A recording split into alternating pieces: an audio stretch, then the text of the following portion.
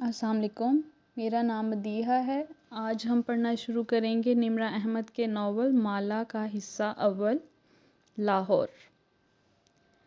بس ایک کار کریش، کسی مرض کی تشخیص، ایک غیر متوقع فون کال، کوئی نیا دریافت شدہ عشق یا ایک ٹوٹا ہوا دل، بس اتنی سی دیر لگتی ہے ہمیں ایک بالکل مختلف انسان بننے میں۔ کتنی خوبصورتی سے نزاکت بھری ہے ہمارے اندر کی سب چیزیں بس ایک پل میں بدل ڈالتی ہیں اس حقیقت کو کہ ہم کون ہیں۔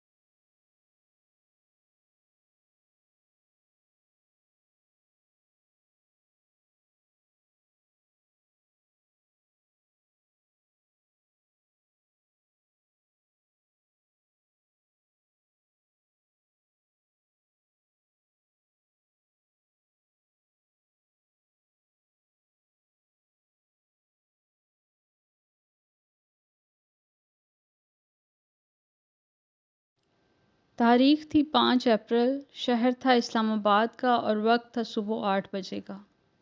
ہماری کہانی ایک غیر متوقع فون کال سے شروع ہوتی ہے جو اس صبح کیف جمال کو موصول ہوئی تھی۔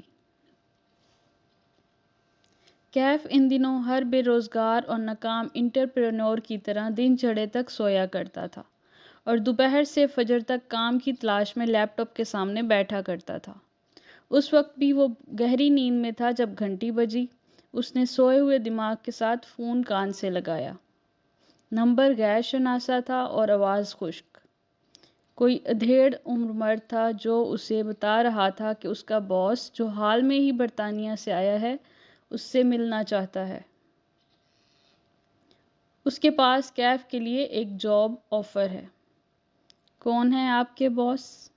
وہ جمائی روکتے ہوئے اٹھ بیٹھا، آنکھیں مسلی، وقت دیکھا۔ ماہر فرید۔ مگر میں کسی ماہر فرید کو نہیں جانتا۔ جان جاؤ گے، ادھیڑ عمر آدمی نے کال کاٹ دی۔ قریباً 1.5 گھنٹے بعد کیف اوبر میں سوار اس لوکیشن کی طرف جا رہا تھا جو اس نامعلوم شخص نے بھیجی تھی۔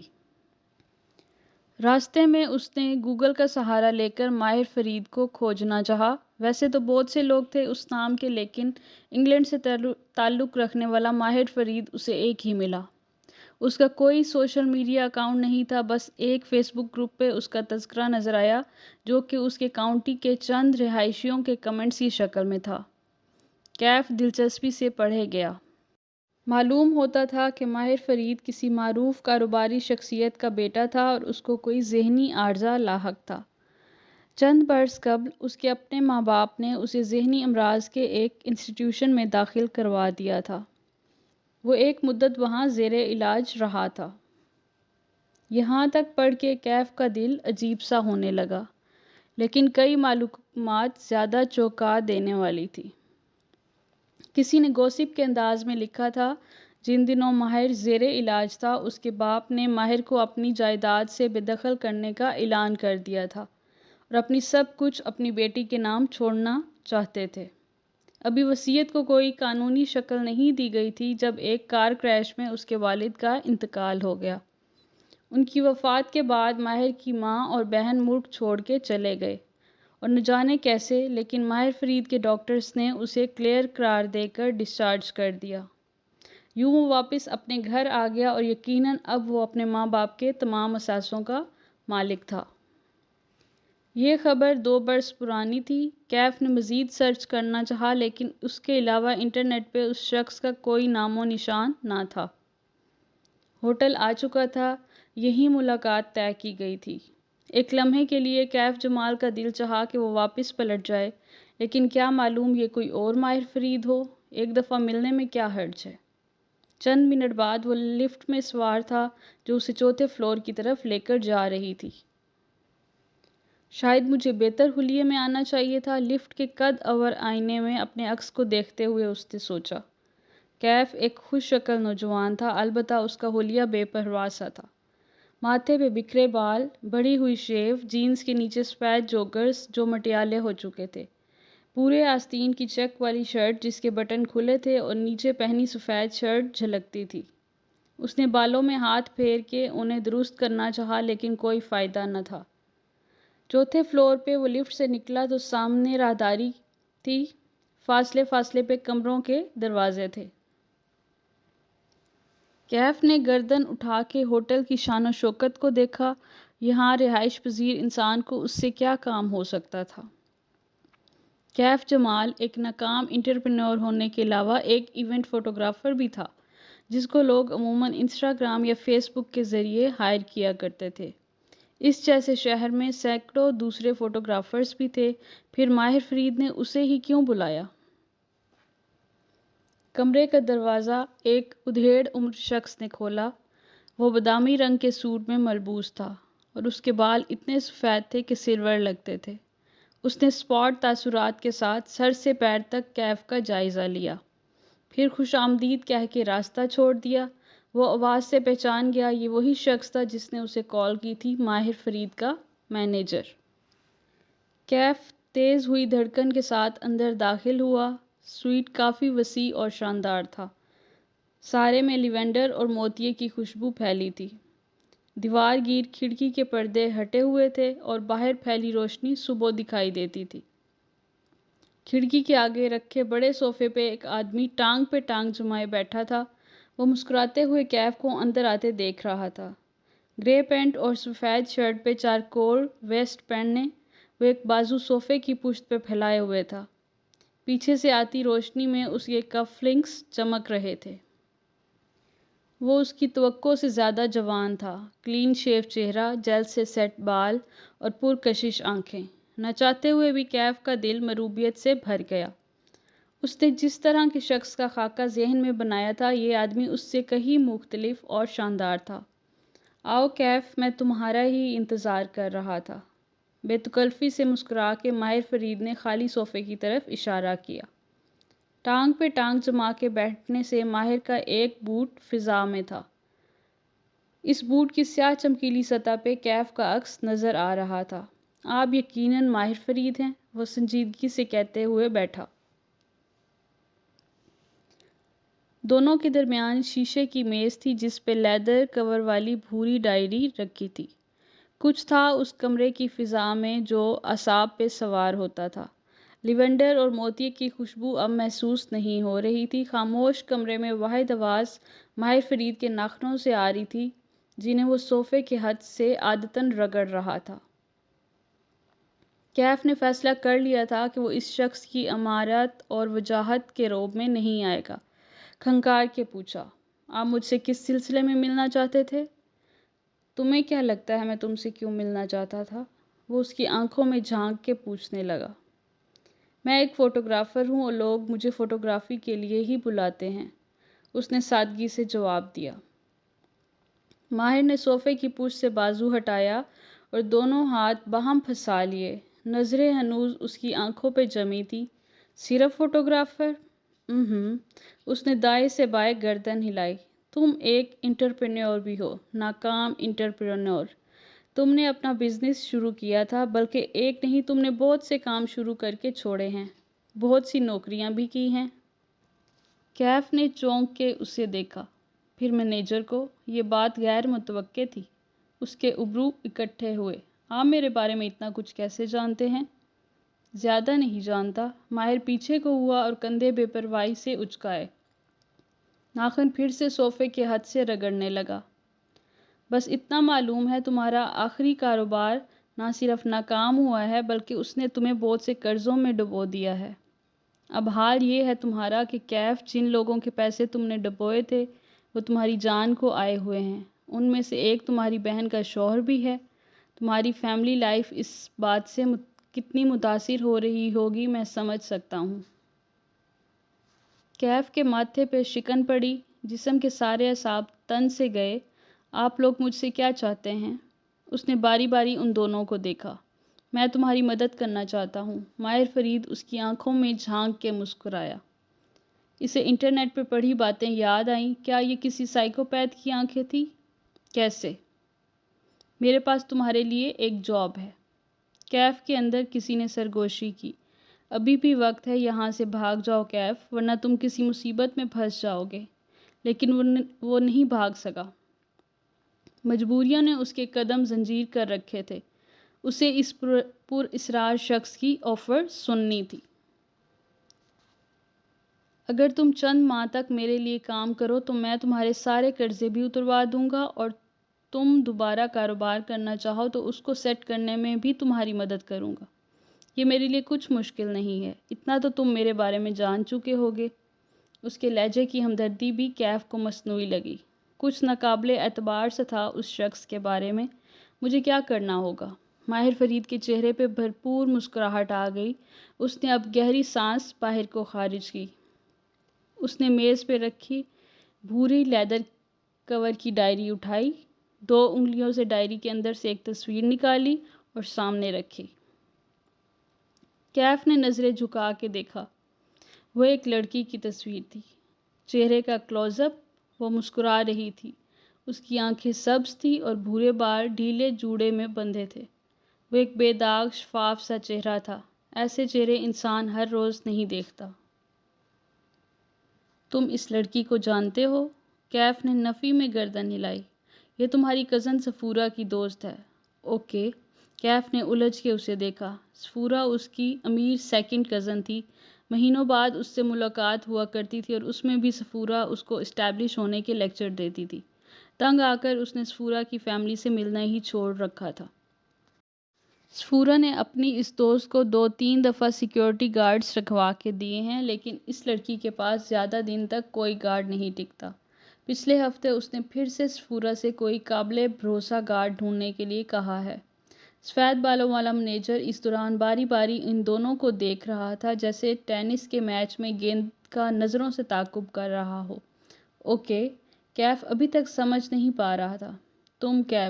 تم اپنی کزن صفورہ سے کہو گے کہ وہ اس لڑکی سے تمہاری سفارش کرے اور تمہیں اس کے پاس گارڈ کی جاب دلوا دے۔ ویسے بھی تم نے چند برس پہلے ایک سیکیورٹی کمپنی میں 2 ماہ کے لیے کام کیا تھا۔ تمہارے پاس تجربہ بھی ہے اور تمہیں ضرورت بھی ہے۔ مجھے امید ہے صفورہ تمہیں انکار نہیں کرے گی۔ تصویر رکھی اور مسکرا کے کندھے اچکائے۔ بس اتنا سا کام ہے؟ بالآخر معاملہ کیف کی سمجھ میں آنے لگا۔ آپ چاہتے ہیں کہ میں صفورہ کی دوست کا گارڈ بن جاؤں، اس کا اعتماد حاصل کروں، مگر کیوں؟ ماہر فرید کی مسکراہٹ غائب ہوئی۔ چہرے پہ سختی در آئی۔ ایسے کاموں میں کیوں نہیں پوچھتے، کام کی قیمت پوچھتے ہیں۔ ابرو اٹھا کے سرد لہجے میں تنبیہ کی۔ چند لمحے کے لیے سیٹنگ روم میں سناٹا چھا گیا۔ ساری خوشبوئیں مر گئی، اب صرف ایک احساسِ یرغمالی تھا۔ دیکھیں، وہ قدرے دھیمے لہجے میں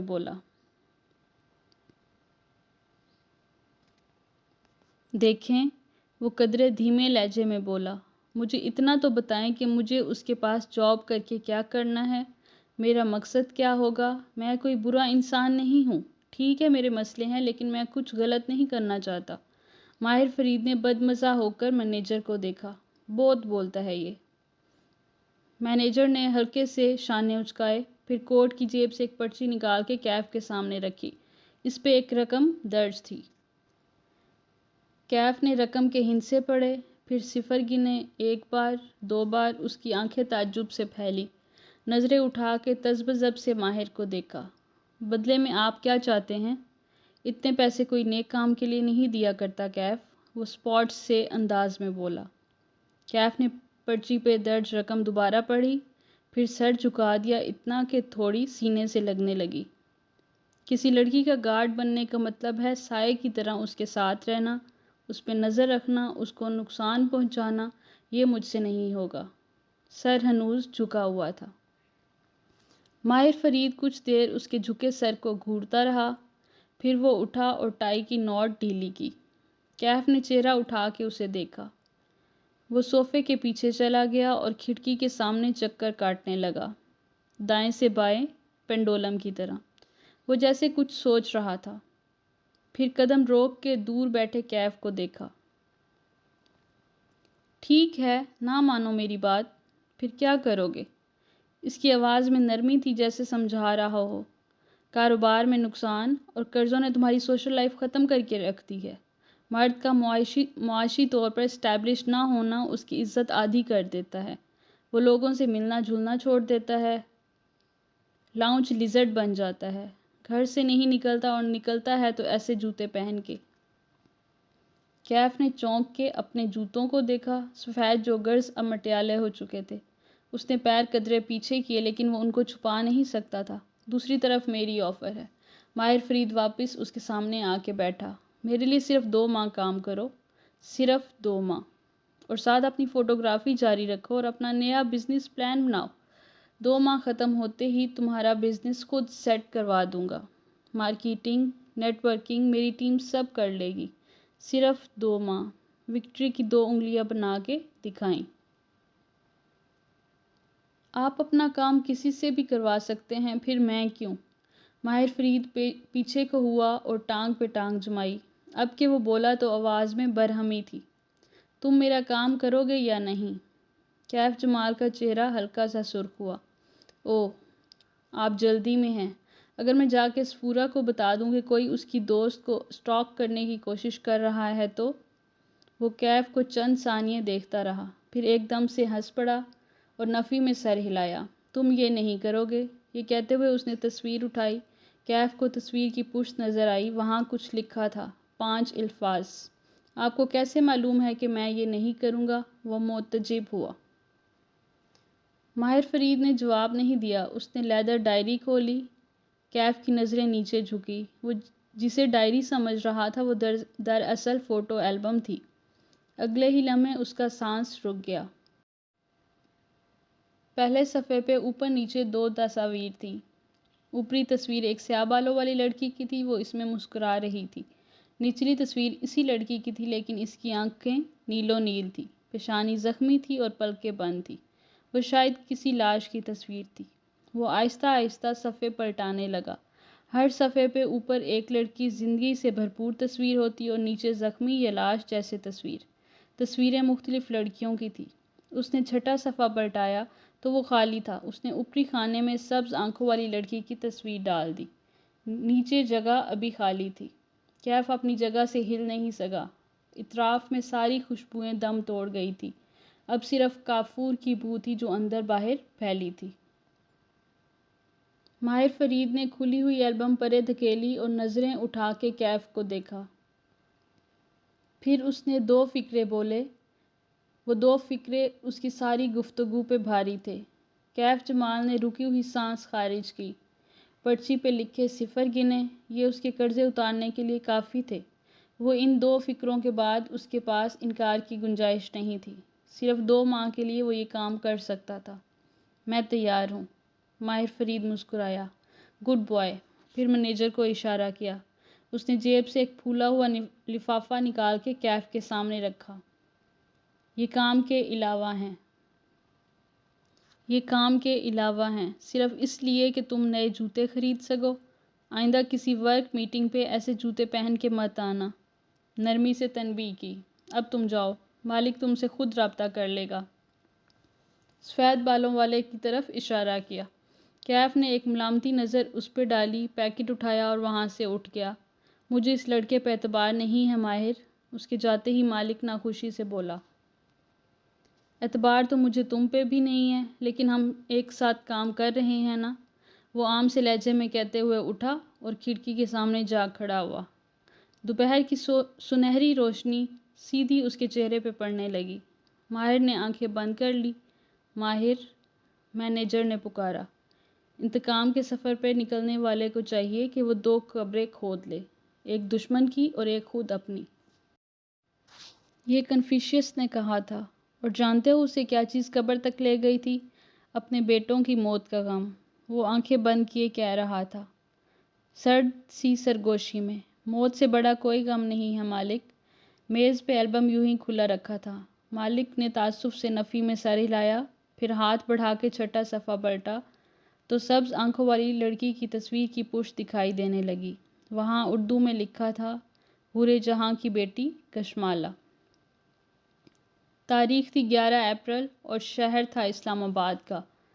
آج کا دن اہم تھا کیونکہ آج کشمالہ کی زندگی بدلنے جا رہی تھی، لیکن اپنی صبح کا آغاز کرتے ہوئے اسے اس بات کا علم نہیں تھا۔ کسی کو بھی نہیں ہوتا۔ وہ بیڈ روم میں آئینے کے سامنے کھڑی کانوں میں ٹاپس پہن رہی تھی جب موبائل کی خصوصی ٹون بجی۔ وہ مسکرا دی۔ یقیناً ماں کا فیملی گروپ پہ میسج آیا ہوگا، وہ بھی گڈ مارننگ کا۔ ماں ایک ہی میسج اپنے تینوں بچوں کو فیملی گروپ اور پرسنل چیٹ پہ الگ الگ بھیجتی تھی۔ اس نے ٹاپس پہن کے موبائل اٹھایا اور میسج کھولا۔ ماں نے گڈ مارننگ کے ساتھ پوچھا تھا کہ کیا وہ ویکینڈ پہ عزا کی شادی کے لیے لاہور آئے گی؟ کل بتاؤں گی ماں، اس نے مبہم سا جواب بھیج دیا۔ یہاں ریستوران میں اتنا کام پڑے ہیں، وہ کیسے جائے گی لاہور؟ وہ کل معذرت کر لے گی۔ اپنی تیاری مکمل کر کے اس نے سر سے پیر تک آئینے میں اپنا جائزہ لیا۔ اس نے نیوی بلو لمبی قمیض کے ساتھ ہم رنگ دوپٹہ کندھے پہ ڈال رکھا تھا۔ بین گلے سے گردن میں پہنا ننھا سا ڈائمنڈ لاکٹ جھلک رہا تھا۔ پیروں میں زرد ہائی ہیلز تھی، لمبے بھورے بال فرنٹ جوڑے میں بندھے تھے۔ بیضوی شکل گلابی سفید سا تھا جیسے عموماً پٹھان لڑکیوں کا ہوتا ہے، اور آنکھیں سبز تھی جن کے گرد لائنر لگا تھا، جیسے سیاہ پیالے میں سبز پانی ہو۔ اس نے چہرہ دائیں بائیں گھما کے دیکھا۔ سکن بے داغ تھی، کوئی ایک پمپل بھی نہ تھا۔ اس نے جوڑے سے 2 لٹیں نکالی اور انگلی سے رول کر کے چھوڑ دی۔ وہ چہرے کے دونوں طراف میں ٹھہر گئی، اپنے عکس کو دیکھ کے مسکرائی۔ وہ کام پہ جانے کے لیے تیار تھی۔ ماں ہوتی سامنے تو کہتی کہ ان کی بیٹی حسن میں ان پہ نہیں گئی۔ کہاں اپنے زمانے کی حسین ترین حورِ جہاں بیگم، اور کہاں مابینہ اور کشمالہ۔ ایک تو ماں کی ججمنٹل آواز ہمیشہ ذہن کے پس منظر میں گونجتی تھی، چاہے سارا زمانہ کہے کہ ماہی اور مالا جیسا حسین کوئی نہ تھا، ماں نے نہیں ماننا تھا۔ وہ ماں کو یاد کر کے زیر لب مسکرائی، کھڑکی تک آئی۔ کھڑکی میں 3 ننھے گملے رکھے تھے۔ کشمالہ نے چہرہ ان کی سطح تک جھکا کے دیکھا۔ باقی دونوں کی نئی گروتھ نظر آ رہی تھی۔ گریوارتھا کے پتے بھورے ہو رہے تھے، شاید روشنی اس کے لیے تیز تھی۔ اس نے پودے کو ذرا پیچھے کر دیا۔ وہ باہر جانے کے لیے لاؤنج میں آئی، کونے میں رکھی ورک ٹیبل سے زرد ہینڈ بیگ اور لیپ ٹاپ اٹھایا، پھر بیرونی دروازے کی طرف بڑھی۔ تبھی نگاہ میں کچھ کھٹکا، اس کے قدم زنجیر ہو گئے۔ گردن دھیرے سے دائیں جانب موڑ دی۔ دیوار گیر بک شیلف میں ایک موٹی سی کتاب کی جگہ خالی تھی۔ کشمالہ کی نگاہوں نے نیچے میز تک کا سفر کیا۔ وہاں ایک ڈکشنری رکھی تھی۔ یہ شیلف سے نیچے کیسے آئی؟ اس نے چونک کے ٹیرس کے دروازے کو دیکھا۔ وہ بند تھا، کھڑکیاں بھی اندر سے مقفل تھیں۔ اس نے یاد کرنے کی کوشش کی، رات کو جب میں گھر آئی تھی تب یہ کتاب اپنی جگہ پہ تھی یا نہیں، مگر کچھ یاد نہ آیا۔ اس نے سر جھٹکا۔ خیر کوئی بات نہیں، سفورہ نے کہا تھا کہ وہ نئے گارڈ کے لیے کسی کو آج بھیج رہی ہے۔ گارڈ آ جائے گا تو یہ مسئلہ نہیں ہوگا۔ اسے بھی اس معاملے کی فکر نہیں کرنی تھی، اسے اپنے نئے بزنس پلان پہ فوکس کرنا تھا۔ اس بارے میں سوچتے ہی مالا کی لبوں پہ ایکسائٹمنٹ بھری مسکراہٹ بکھر گئی۔ وہ بیرونی زینے اترتے ہوئے نیچے آئی۔ وہ ماموں کے گھر کی بالائی منزل پہ بطور پیئنگ گیسٹ رہتی تھی۔ ماموں ممانی اور ان کی فیملی نیچے رہتے تھے۔ دونوں کی ملاقات ہفتوں بعد ہوا کرتی تھی۔ باہر ہوا ٹھنڈی تھی اور آسمان پہ سیاہ بادل تھے۔ آج خوب بارش برسنی تھی۔ کچن کے جالی دار دروازے سے ناشتے کی مہک پورچ تک آ رہی تھی۔ وہ دروازے پہ رکی اور جالی سے اندر جھانکا۔ نسرین کام کرتی دکھائی دے رہی تھی۔ نسرین، کل میرے پورشن میں کوئی آیا تھا؟ نہیں باجی، کوثر تو چھٹی پہ ہے 2 دن سے۔ اس نے صفائی کرنے والی لڑکی کا نام لیا۔ کشمالہ پورچ کی طرف بڑھ گئی، البتہ اس کی سوچتی نظروں نے گیٹ اور لان کا جائزہ ضرور لیا تھا۔ کون تھا جو اس کی غیر موجودگی میں اس کے پورشن میں آتا تھا؟ بلکہ نہیں، اسے ابھی اس بارے میں نہیں سوچنا تھا۔ اسے آج ظہیر کو اپنے نئے بزنس پلان کی پریزنٹیشن دینی تھی۔ اسے اپنی توانائی برقرار رکھنی تھی۔ ظہیر اس کا کلاس فیلو تھا، دونوں نے لاہور میں ایک ساتھ گریجویٹ کیا تھا، پھر ظہیر اسلام آباد واپس آ گیا۔ کشمالہ کے پاس آئیڈیاز تھے اور ہمیشہ ہی ہوتے تھے، اور ظہیر کے پاس سرمایہ تھا جو کشمالہ کے پاس نہیں تھا۔ ابا بچپن میں ہی کہیں اللہ کو پیارے ہو گئے تھے، سعودیہ میں جاب کرتے تھے، بچوں سے تعلق نہ ہونے کے برابر تھا۔ چارسدہ میں ان کی زمینیں اور باغ تھے۔ ابا کی وفات کے بعد بھی ماں نے کبھی نوکری نہیں کی، صرف حساب کتاب کیے، زمینوں اور ٹھیکوں کے رجسٹر سنبھالے، لیکن اپنے تینوں بچوں کو ایک اچھی زندگی اور اعلیٰ تعلیم فراہم کر دی۔ ماہی آرکیٹیکٹ تھی، معید ڈاکٹر بن چکا تھا، اور کشمالہ کو ہمیشہ سے اپنا کام کرنے کا شوق تھا۔ لیکن 5 سال پہلے جب اس نے اپنا کام شروع کرنے کا سوچا تو اس کے پاس سرمایہ نہیں تھا۔ ان دنوں ماں کو بھی ماں بینا کی شادی کرنی تھی، گو کہ ماہی اس سے چھوٹی تھی، لیکن اس کی عباد سے منگنی برسوں سے طے تھی۔ عباد ان کی سکی خالہ کا بیٹا تھا۔ کشمالہ ان حالات میں ماں پہ بوجھ نہیں ڈال سکتی تھی، سو اس کو ظہیر کی انویسٹمنٹ کی ضرورت تھی۔ یوں 5 برس پہلے ظہیر اور اس نے مل کے ایک بزنس کی بنیاد رکھی۔ ظہیر کی انویسٹمنٹ اور مالا کے آئیڈیاز اور محنت، اس وقت جو ناممکن لگتا تھا وہ 5 برس بعد شہر کے معروف اور ایلیٹ ریسٹورانٹس میں شامل ہونے لگا تھا۔ اوشن اور اوشن کے لیے اس نے 5 برس پہلے لاہور چھوڑ دیا تھا۔ ماں اس فیصلے سے خوش نہیں تھی، لیکن انہوں نے کبھی منع نہیں کیا، ہمیشہ ساتھ دیا۔ معید میڈیکل پڑھ رہا تھا اور ماں کے ساتھ ہوتا تھا، پھر ماہی اور عباد بھی اس کالونی میں رہتے تھے، یوں ماں کی اس کو ضرورت نہ تھی۔ 1 سال پہلے عباد کی کینیڈا میں جاب لگ گئی تھی، پہلے وہ گیا اور پھر 6 ماہ بعد ماہی بھی کینیڈا چلی گئی۔ ماں کے پاس صرف معید تھا جو سرجری میں ٹریننگ کر رہا تھا۔ ایک احساس ہوتا تھا کہ ماں قدرے اکیلی ہوگی، وہ سوچتی بھی تھی کہ ہر دوسرے ویکنڈ پہ لاہور جایا کرے گی، لیکن لاہور جاتے جاتے اسے 1 ڈیڑھ ماہ گزر جایا کرتا تھا، اور اب وہ اوشن کے لیے ایک نئے بزنس پلان پہ کام کرنے جا رہی تھی۔ اب تو شاید وہ 6 ماہ کے بعد لاہور جا سکے گی۔ یہ نیا آئیڈیا اسے چند ہفتے قبل آیا تھا۔ اوشن کے پیچھے کچھ جگہ خالی تھی جو ظہیر کی ملکیت تھی۔ پلان یہ تھا کہ وہ دونوں مل کے وہاں ایک بیکری بنائیں، لیکن وہ ایک منفرد طرز کی بیکری ہوگی۔ وہ اس دفعہ کشمالہ خود بھی انویسٹ کرے گی۔ اس نے ابھی ظہیر کو اس بارے میں نہیں بتایا تھا، وہ ایک ہی دفعہ پوری تیاری کے ساتھ اسے پریزنٹیشن کے ذریعے بتانا چاہتی تھی تاکہ وہ انکار نہ کر سکے۔ ڈرائیو کرتے وہ مسلسل مسکرا رہی تھی۔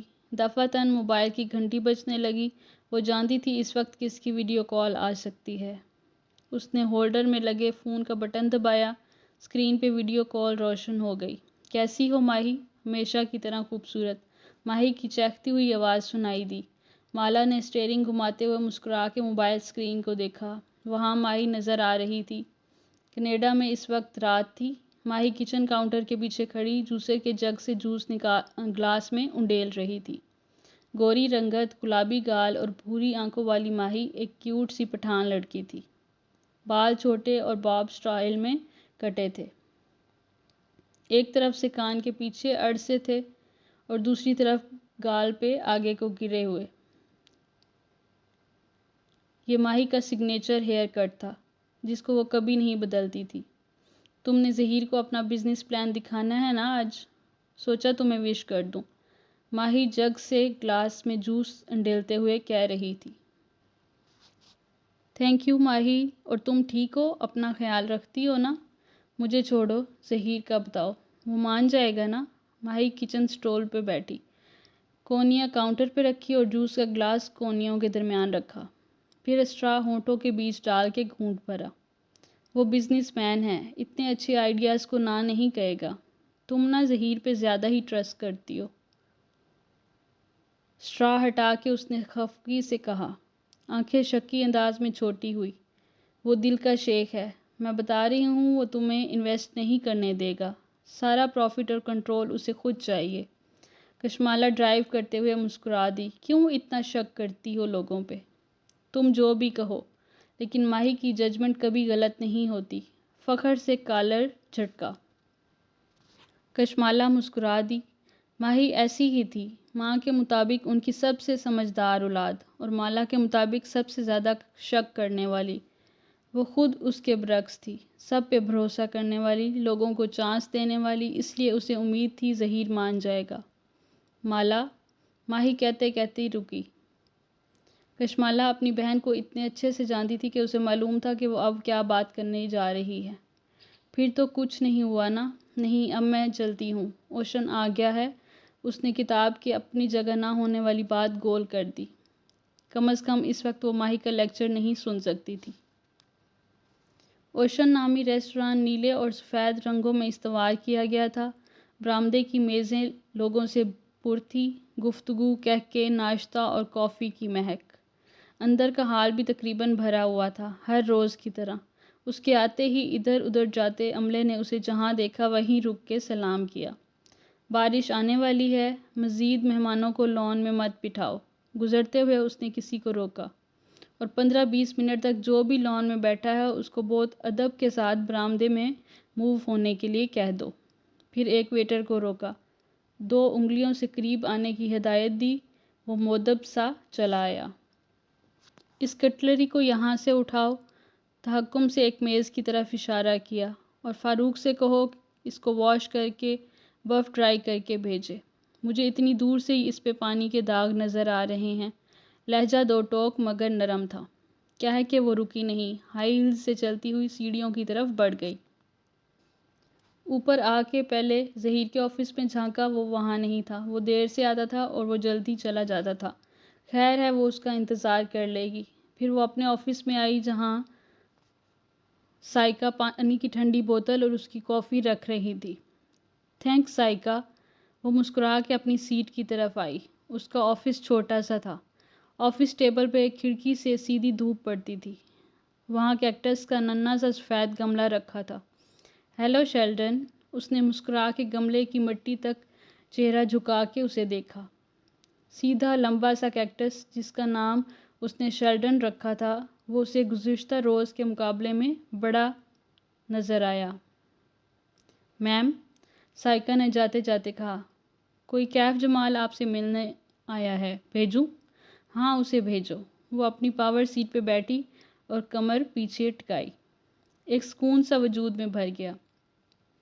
اس کا یہ آرام دہ آفس، کھڑکی سے نیچے نظر آتا ریستوران کا لان، پھول، پودے، کونے میں لگے گھنے درخت، اوشن اس کی جنت تھا جس کو اس نے اپنے ہاتھوں سے بنایا تھا، اور اب وہ اس کو مزید پھیلانے جا رہی تھی۔ لیکن پہلے اسے سیکیورٹی گارڈ کا انٹرویو کرنا تھا۔ اس نے موبائل پہ سفورہ کی چیٹ کھولی اور کافی کا گھونٹ بھرتے ہوئے اس کا میسج دوبارہ پڑھا۔ وہ اپنے کزن کیف جمال کی سفارش کر رہی تھی۔ وہ ضرورت مند بھی تھا اور قابل بھروسہ بھی۔ سفورہ نے تقریباً درخواست کے لہجے میں لکھا تھا کہ مالا اس کو جاب دے دے، وہ پچھلے گارڈز کی طرح جاب چھوڑ کے نہیں جائے گا۔ انٹرویو بھی ایک فارمیلٹی ہی تھا، سفورہ نے کہہ دیا تو بس کہہ دیا۔ سفورہ بہت سوشل اور تعلقات رکھنے والی لڑکی تھی۔ کسی کو ملازم چاہیے یا گارڈ، سفورہ اسے سب سے پہلے رابطہ کیا جاتا تھا۔ دروازہ کھلنے کی آواز آئی تو کشمالہ نے سر اٹھایا اور کچھ کہنے لگی، لیکن نوارد کو دیکھ کے رک گئی۔ آنکھوں میں تعجب ابھرا۔ کیا نام ہے آپ کا؟ تصدیق چاہی۔ میں کیف ہوں، کیف جمال۔ سامنے کھڑا نوجوان مسکرا کے بولا، آپ سیکیورٹی گارڈ کی جاب کے لیے آئے ہیں؟ جی۔ اس نے اثبات میں سر ہلایا۔ مالا نے اجنبے سے اسے دیکھا۔ اس کے اب تک کے رکھے گئے تمام گارڈز کرخت چہروں اور مونچھوں والے ہوتے تھے۔ یہ ایک پڑھا لکھا سمارٹ سا نوجوان لگتا تھا، حلیہ بے پرواہ سا تھا، بال ماتھے پہ کٹے ہوئے اور بلدار تھے۔ ان کو پیچھے کرنے کی زحمت نہیں کی تھی۔ چہرے پہ چند دن کی بڑی شیو تھی، آنکھیں بھوری تھی اور رنگت کھلتی ہوئی۔ جینز کے اوپر ملٹی گرین رنگ کا کالر شرٹ پہنے ہوا تھا۔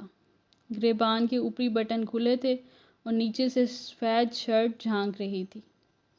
کف بھی ایک تہہ موڑے ہوئے تھے۔ پیروں میں جرابوں کے بغیر سفید جوگرز تھے جو نئے لگتے تھے۔ اس کے اس بے ترتیب سے حلیے میں صرف اس کے جوگر قابل ستائش تھے۔ میں سفورہ کا کزن ہوں، مسکرا کے بولا۔ وہ مسکراتا تھا تو اس کے بائیں گال میں ڈمپل پڑتا تھا۔ اس کے چہرے میں سب سے زیادہ پرکشش کیا تھا؟ اس کے مسکرانے کا انداز یا اس کی بھوری آنکھوں کی لمبی اور مڑی ہوئی پلکیں؟ تشریف رکھیے۔ وہ بیٹھ گیا اور ایک فائل اس کے سامنے رکھی، پھر گردن ہلائے بنا نگاہوں سے اطراف کا جائزہ لیا۔ آفس چھوٹا سا تھا، 3 دیواریں سفید تھیں، چوتھی دیوار پہ جنگل کے اونچے درخت پینٹ کیے گئے تھے۔ جگہ جگہ منی پلانٹس اور انڈور پودوں کے گملے رکھے تھے، ان کی خوشبو کافی کی مہک میں مکس ہو رہی تھی۔ سامنے نیلے لباس میں بیٹھی لڑکی سر جھکائے اس کی فائل کے صفحے پلٹا رہی تھی۔ چہرے کے دونوں طرف سے لٹیں نکلی فائل پہ جھکی ہوئی تھی، کانوں میں ڈائمنڈ ٹاپس دمک رہے تھے۔ کشمالا نے فائل بند کر دی، پھر چہرہ اٹھا کے اسے دیکھا۔ وہ اپنی مڑی ہوئی پلکوں والی آنکھوں سے بغور اسے دیکھ رہا تھا۔ کچھ تھا اس نوجوان کے بارے میں جو اس جاب انٹرویو سے مطابقت نہیں رکھتا تھا، کچھ غیر فطری سا، وہ سمجھ نہیں پائی۔ آپ نے صرف 2 ماہ ایک پرائیویٹ سیکیورٹی فرم میں کام کیا ہے، وہ کام کیوں چھوڑا؟ میں ایک سیاستدان کے سیکیورٹی اسکواڈ میں شامل تھا، بطور پرسنل باڈی گارڈ۔ ٹائمنگ مشکل تھی، میں ساتھ ساتھ اپنا بزنس پلان پہ بھی کام کر رہا تھا، 2 چیزیں مینیج کرنا مشکل تھا۔ کس چیز کا بزنس کر رہے تھے آپ؟ وہ سیٹ پہ ٹیک لگائے اسپاٹ انداز میں پوچھ رہی تھی۔ جوڑے سے نکلی 2 لٹیں اس کے چہرے کے دونوں اطراف کو چھو رہی تھی۔ میں پروفیشنل فوٹوگرافر ہوں۔ ہم دوستوں نے ایک ویڈنگ فوٹوگرافی کمپنی بنائی تھی جس میں ہم بہت سی سروسز مہیا کرتے تھے، لیکن وہ فلاپ ہو گئی۔ ہلکے سے کندھے اچکائے۔ میں نے باہر سے بہت قیمتی ایکوپمنٹ منگوا لیا تھا، جس کی وجہ سے شدید قرضوں میں گھرا ہوا ہوں اور وہی قرضے اتارنے کے لیے جاب کرنا چاہتا ہوں۔ وہ سنجیدگی سے اس کے سوالات کا جواب دے رہا تھا۔ کتنا قرضہ ہے آپ پہ؟ اتنا کہ اس جاب سے چند ماہ میں اتار لوں گا۔ قدرے توقف سے بولا، آپ کو سیکیورٹی گارڈ چاہیے یا باڈی گارڈ؟ دونوں۔ وہ سنجیدہ تھی۔ مگر آپ خود کو میرا ڈرائیور کہیں گے۔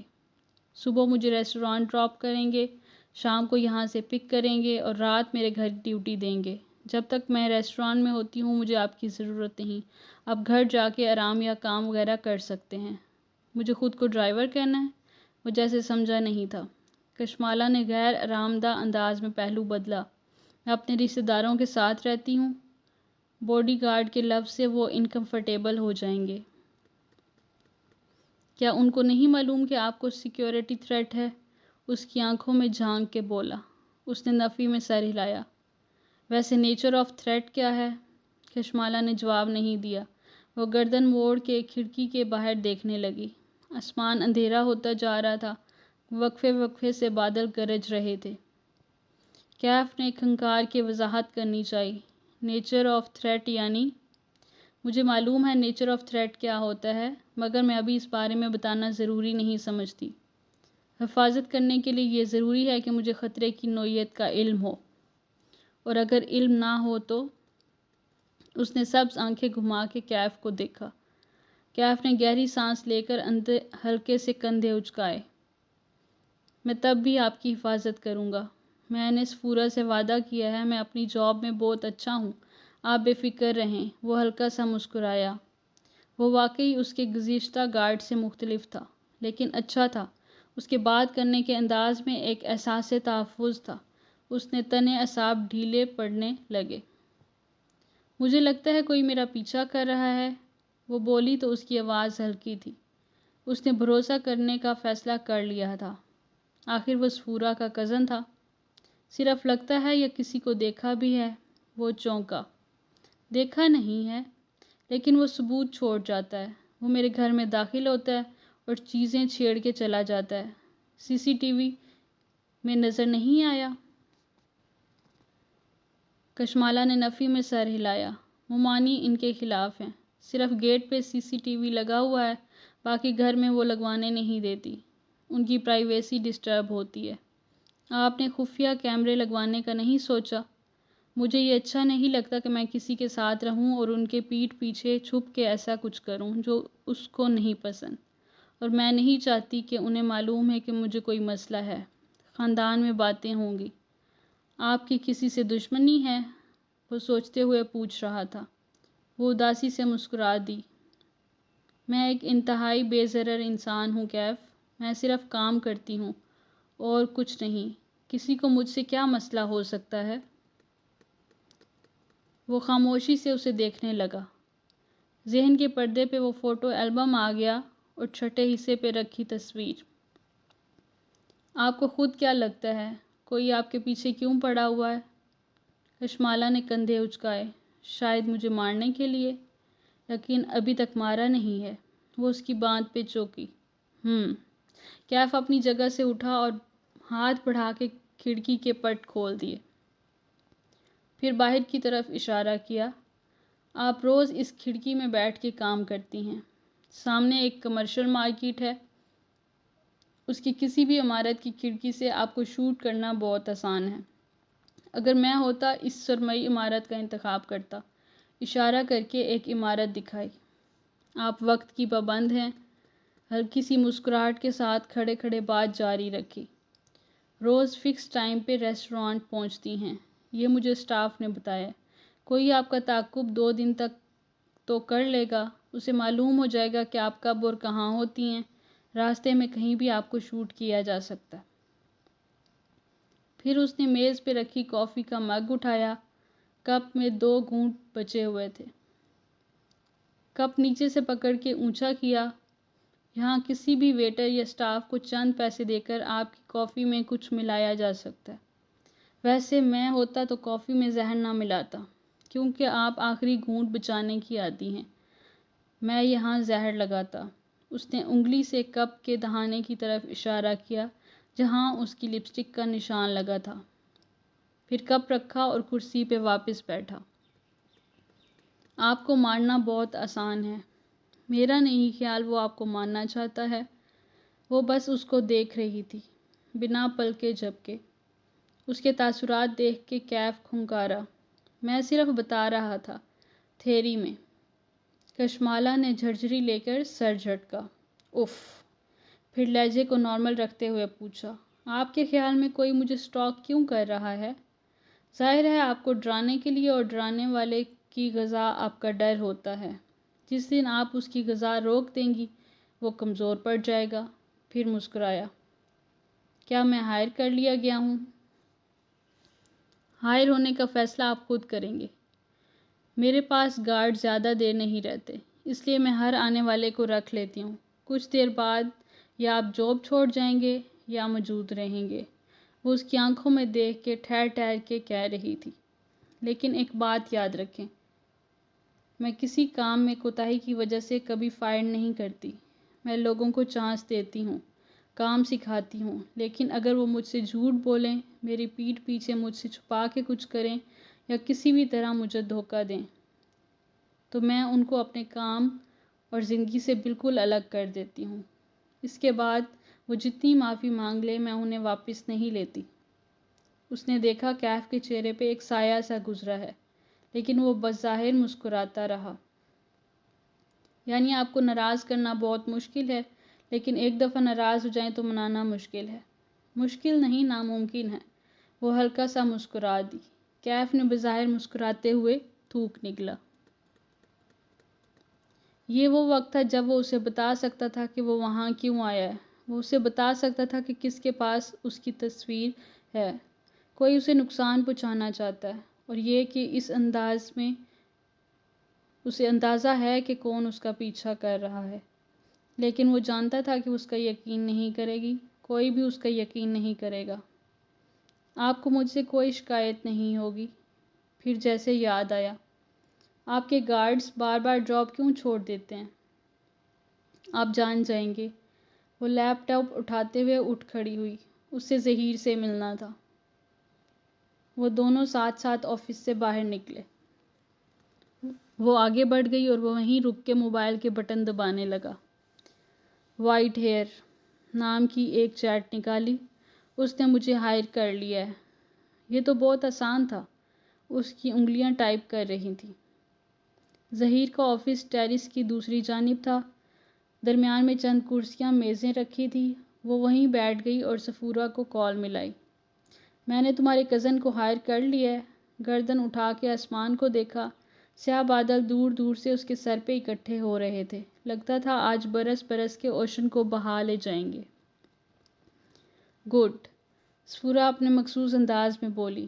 اچھا سنو، وہ کوئی غلطی کرے تو اس کو ایسے ہی ٹریٹ کرنا جیسے باقی ملازمین کو کرتی ہو۔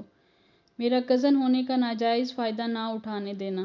اس کو بزنس کا شوق ہے لیکن وہ کبھی ترقی نہیں کرے گا۔ اس کے لیے بھی بہتر ہے کہ تمہارے پاس نوکری کرتا رہے۔ اچھا مالا، سنو، سفورہ رکی، توقف کیا۔ مالا ابھی تک گردن اٹھائے آسمان کو دیکھ رہی تھی۔ آدھا ریسٹوران اوپن ایئر تھا، بارش ان کے لیے اچھی ثابت نہیں ہوتی تھی۔ میں نے سنا ہے ظہیر نے اوشن کو بیچ دیا ہے۔ بجلی زور کی چمکی عین اس کے سر پہ۔ کیا؟ بادل اتنے زور سے گرجے کہ زمین دہل گئی۔ ایوب بتا رہا تھا کہ ظہیر نے کسی لبنانی فوڈ چین کو اوشن بیچ دیا ہے۔ اس نے تمہیں اعتماد میں نہیں لیا۔ تمہیں کوئی غلط فہمی ہوئی ہوگی، ایسا نہیں ہے، ایسا نہیں ہو سکتا۔ وہ ایک دم کھڑی ہوئی۔ اس پر بارش برسنے لگی، جیسے اوپر سے کسی نے پانی کی تھال الٹ دیا ہو۔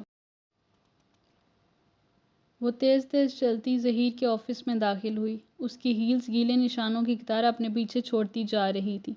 ظہیر نے سر اٹھا کے دیکھا۔ مالا کے بال نم تھے اور چہرے پہ پانی کے قطرے تھے۔ آواز اونچی تھی۔ میں کیا سن رہی ہوں؟ ہتھیلیاں میز کے کناروں پہ رکھے وہ بنا پلک چپکائے اسے دیکھ رہی تھی۔ تم نے اوشن بیچ دیا ہے؟ غصہ نہیں تھا، بے یقینی تھی، حیرت تھی۔ آفس کی کھڑکی کے شیشے پہ تڑا تڑ بوندیں برس رہی تھی، گویا آسمان سے برستے پتھر ہوں اور ہر پتھر پہ کسی کا نام لکھا ہو۔ ظہیر چند لمحے اسے دیکھتا رہا، پھر گردن موڑ کے کھڑکی کو دیکھنے لگا۔ ہاں، میں نے ایک لبنانی گروپ کے ساتھ ڈیل کی ہے۔ وہ چند لمحے ہل نہیں سکی، نہ پلک جھپکی، نہ سانس لیا۔ اس کے ذہن نے بات کو جذب ہی نہیں کیا تھا۔ تم نے کیا کیا ہے؟ میز سے ہاتھ اٹھائے، سیدھی کھڑی ہوئی۔ میرے کچھ ذاتی مسئلے چل رہے ہیں، مجھے پیسے چاہیے تھے۔ سوری، میں تمہیں پہلے نہیں بتا سکا۔ پیچھے دروازہ کھلنے کی آواز آئی، ساتھ ہی شناسا مردانہ آواز، باس، آپ کا فون باہر گرا ہوا تھا۔ مسلسل بجے جا رہا تھا۔ کہنے والا خود ہی خاموش ہو گیا۔ آگے آیا اور میز پر کشمالہ کا فون رکھ کے واپس ہو گیا۔ تم مجھے بتائے بغیر ایسا کیسے کر سکتے ہو؟ وہ اسی طرح بے یقینی سے دیکھ رہی تھی۔ کیونکہ انہوں نے اپنا اسٹاف لانا ہے۔ مالا، میں ہر ایک کی ذمہ داری نہیں لے سکتا۔ سب اپنا کچھ نہ کچھ کر سکتے ہیں۔ وہ قدرے جھنجھلایا۔ میں نے کہا نا، مجھے پیسے چاہیے تھے، بہت ضروری۔ ظہیر، تم مجھے بتائے بغیر ایسے کیسے کر سکتے ہو؟ اس کو لگا اسے سانس نہیں آ رہا۔ میں کر سکتا ہوں، میں ریسٹورانٹ کا مالک ہوں۔ ہمارے درمیان کبھی ایسی بات طے نہیں ہوئی تھی جس سے میرا یہ حق سلب ہو جائے۔ مالک؟ تم مالک ہو؟ ظہیر، میں نے یہ ریسٹورانٹ بنایا ہے تمہارے ساتھ، اپنے انہی ہاتھوں سے، اور تم نے 1 منٹ میں اس کو بیچ دیا۔ اس نے خود کو بولتے ہوئے پایا، اور تب کسی اڑتے تیر کی طرح ایک فکرہ ذہن میں پیوست ہو گیا۔ وہ اپنا اسٹاف لائیں گے؟ تم یہ کہہ رہے ہو کہ میں اور ہمارا اسٹاف، ہم سب جاب لیس ہو گئے ہیں؟ وہ 2 قدم پیچھے ہوئی اور بے یقینی سے اسے دیکھا۔ ظہیر کے چہرے پہ ملال ابھرا۔ مالا، تم اتنی قابل، اتنی ٹیلنٹڈ ہو، تم کچھ بھی کر لو گی یار، میرا مسئلہ سمجھو۔ وہ کچھ اور بھی کہہ رہا تھا، لیکن اسے کچھ سنائی نہیں دے رہا تھا۔ وہ ظہیر کے آفس سے نکلی تو ذہن شل تھا۔ اسے اپنے آفس تک جانے کے لیے ٹیرس عبور کرنا تھا۔ وہ قدم قدم آگے بڑھنے لگی۔ زرد جوتے مزید گیلے ہوتے گئے۔ اس نے ٹیرس کی دیوار پہ ہاتھ پھیرا۔ یہ وال ٹائلز اس نے سلیکٹ کیے تھے۔ گراس ٹرف کتنے ملی میٹر رکھنی ہے، یہ اس نے طے کیا تھا۔ فالس سیلنگ کا ڈیزائن، لائٹنگ کس طرز کی کرنی ہے، ریسٹورانٹ کا تھیم اور مینیو کیا ہوگا، یہ سب اس نے طے کیا تھا۔ ہر شے پہ ظہیر کا پیسہ اور کشمالہ مبین کے 5 سال لگے تھے۔ ایک دم قطروں کا رست رک گیا۔ کشمالہ نے چونک کے گردن موڑی۔ پانی کی بچھاڑ کے پار وہ بھوری آنکھوں والا نوجوان بازو لمبا کر کے اس کے اوپر چھتری تانے ہوئے تھا۔ آپ بھیگ رہی ہیں۔ وہ فکرمندی سے اسے دیکھ رہا تھا۔ کشمالہ چند ثانیے اس کا چہرہ تکتی رہی، پھر مڑ گئی۔ ابھی ذہن کے اندر کوئی منظر جذب نہیں ہو رہا تھا۔ اسے جلد سے جلد کھلی فضا میں واپس جانا تھا، اوشن سے دور، زحیر سے دور، اس سب سے دور۔